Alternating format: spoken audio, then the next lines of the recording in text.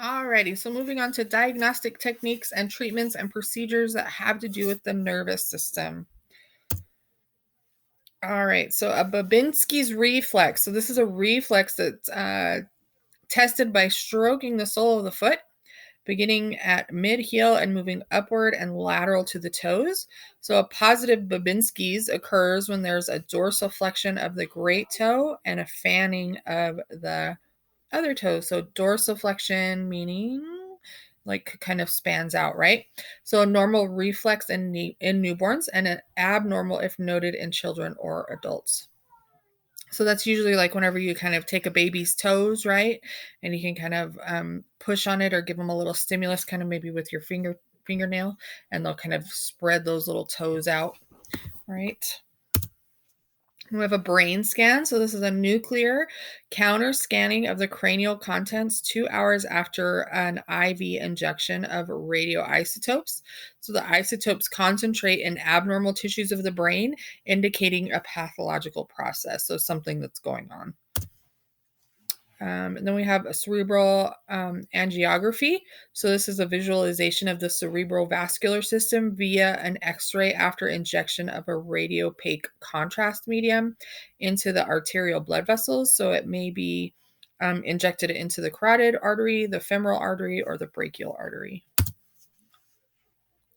We have a cerebral spinal fluid analysis. So this is a laboratory analysis of the cerebral spinal fluid. It's obtained from a spinal tap or a lumbar puncture, and it's checked for the presence of bacteria, blood, malignant cells, and amount of protein and glucose that's present in that fluid. A CT scan of the brain. So this is an analysis of the three-dimensional view of the brain tissue obtained as X-ray beams pass through the successive horizontal layers of the brain. So it's a CT, which means computerized tomography. So the images look down through the top of the head. And then we have a cordotomy. This is a neurological procedure for pain control, and it's accomplished through a laminectomy. So this is whenever they go in and they take out kind of the spiky portion of a vertebral bone. And so it's a surgical interference of pathways within the spinal cord for control of pain. And then we have a cisternal puncture. So this is an insertion of a short beveled spinal needle into the cisterna magna in order to drain cerebral spinal fluid or to obtain a cerebral spinal fluid specimen. Okay, so this cisterna magna is a shallow reservoir of cerebral spinal fluid between the medulla and the cerebellum.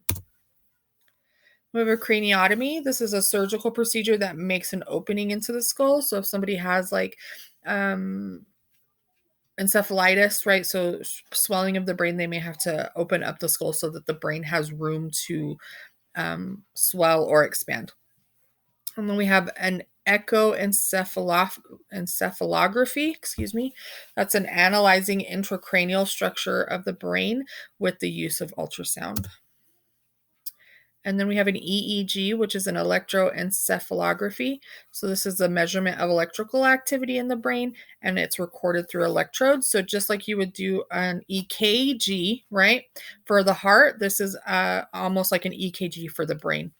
And then there's something called a sleep-deprived EEG. So this is whenever an individual is deprived of sleep for 24 hours before the test. And then an ambulatory EEG, which provides prolonged readings of electrical activity of the brain over a 24-hour period of time while the person is awake or asleep. So they usually like get sent home with a little machine, usually in a backpack of some sort with the electrodes on the head. And then we have electromyography or an EMG. This is the process of recording electrical activity of the muscle. So you insert a small needle into the muscle and deliver a small current that stimulates the muscle to contract. And then we have a laminectomy. This is the surgical removal of the bony arches, kind of like I was talking about before, from one or more vertebrae in order to relieve pressure from the spinal cord. And then a lumbar puncture.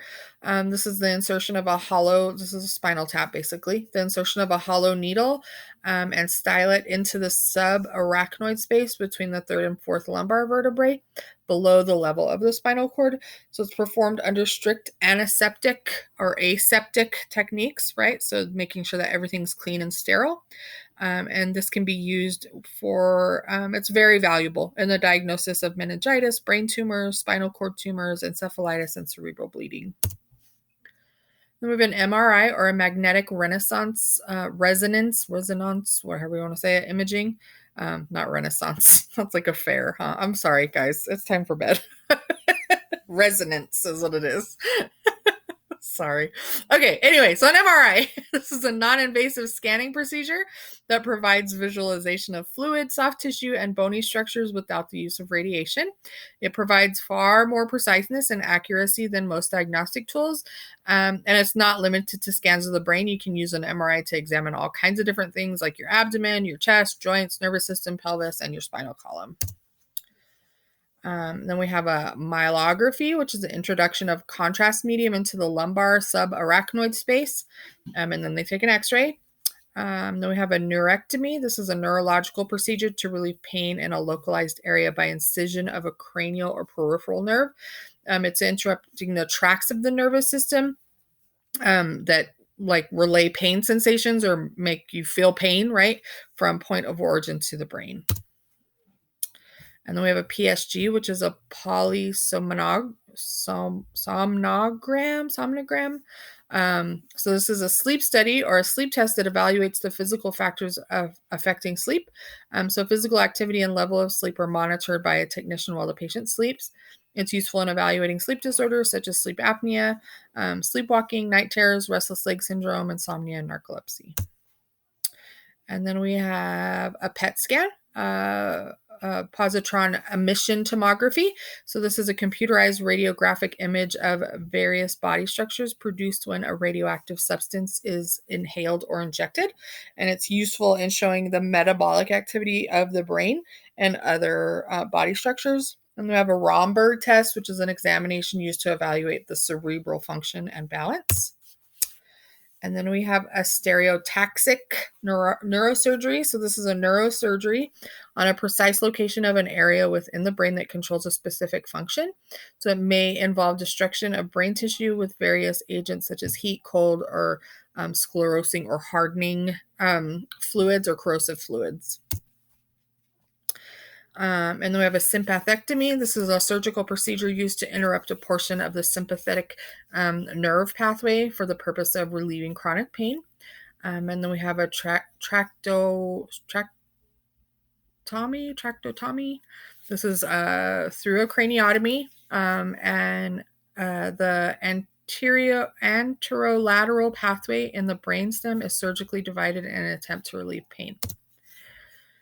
And we have a TENS, which is a transcutaneous electrical nerve stimulation. So this is a form of cutaneous, meaning right on the skin, right? Stimulation for pain relief that supplies electrical impulses to the nerve endings of a nerve close to the pain site. All right, so question, which test might be ordered for determining the electrical activity of a muscle? What do you guys think? Okay, that's C. That's an electromyography result. So what this does is it records electrical activity. So myo equals muscle.